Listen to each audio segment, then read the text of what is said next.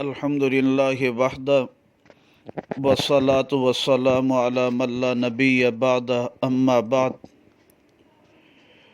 قرآن مجید پر نقطے کس نے لگائے؟ اعراب، زبر، زیر پیش، حرکات، اس کا بانی اور مؤسس یہ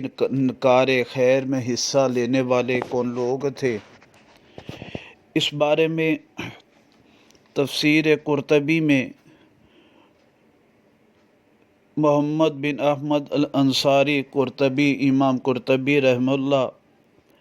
اپنی کتاب، اپنی تفسیر قرطبی کے جلد نمبر 1 صفحہ نمبر 99 پر فرماتے ہیں کہ ابتدا میں یہ کام عبد الملک بن مروان رحمہ اللہ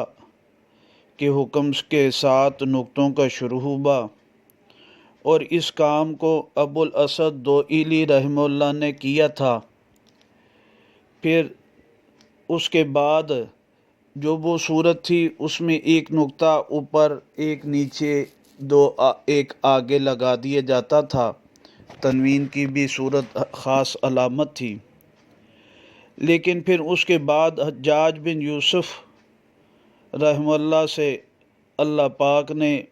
ظلم و جبر کے باوجود جو ہے ایک کار خیر میں حصہ لیا،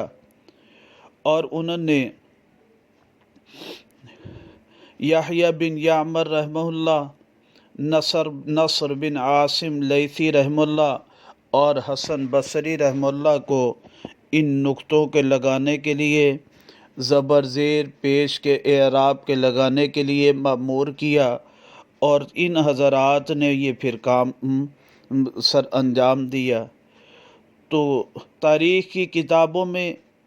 ابو الاسد دوئلی رحمہ اللہ کا بھی ذکر آتا ہے کہ انہوں نے نقطوں پر زبر زیر پیش اعراب کے بارے میں کام کیا،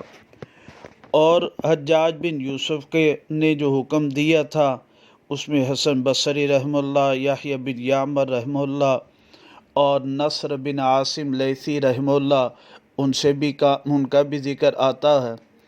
تو دونوں روایات مبارکہ میں تطبیق یہ دیتے ہیں کہ وہ شروع میں ابتدا میں ابو الاسد دوئلی رحمہ اللہ نے کام کیا تھا، لیکن آج جس صورت میں اعراب ہے، نقطے لگے ہوئے ہیں، زبر زیر پیش لگے ہوئے ہیں، یہ حجاج بن یوسف کے دور میں کام ہوا تھا۔